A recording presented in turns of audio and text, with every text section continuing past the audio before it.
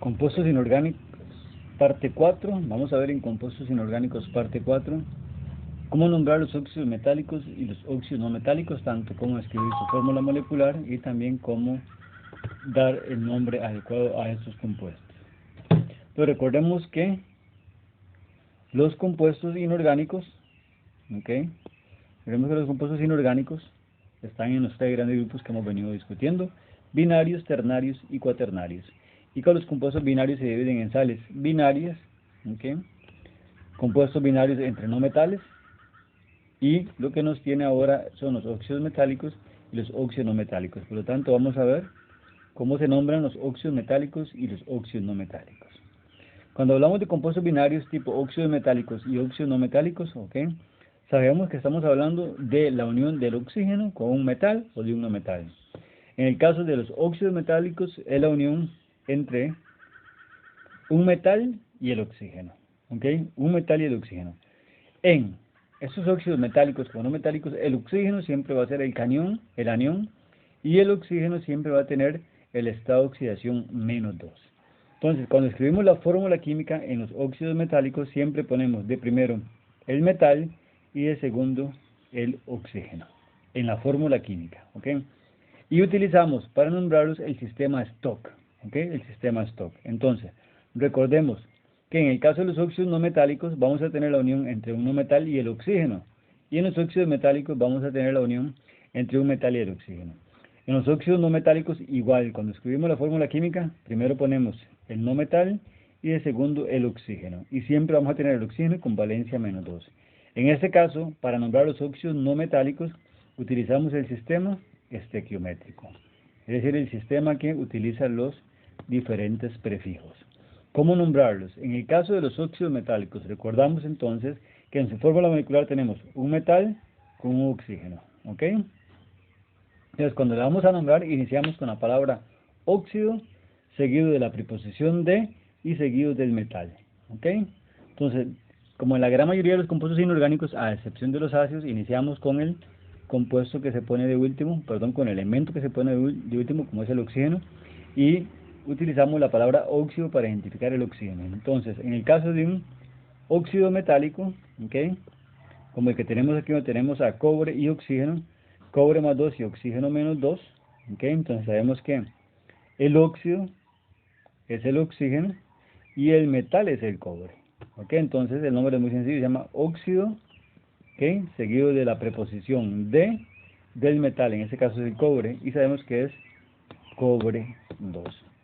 El siguiente compuesto, entonces, esto es un óxido metálico. Otro óxido metálico es la unión entre el calcio y el oxígeno. Sabemos que el calcio es +2 y el oxígeno es -2. Iniciamos con la palabra óxido, que hace referencia al oxígeno, óxido de y respectivo metal, en este caso óxido de calcio.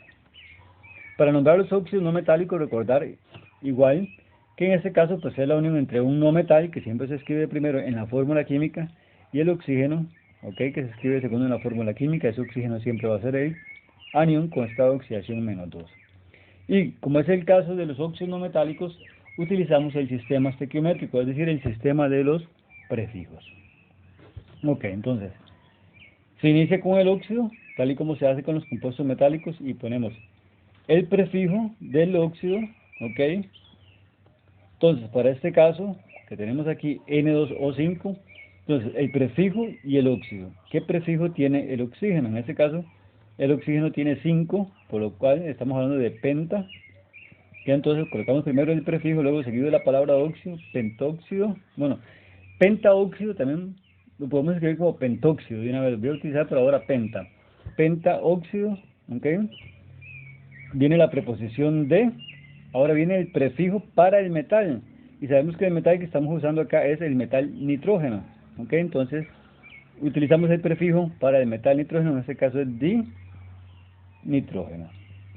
Entonces, el nombre de este compuesto es pentaóxido de nitrógeno. También se omite la terminación A y se pone pentóxido de dinitrógeno.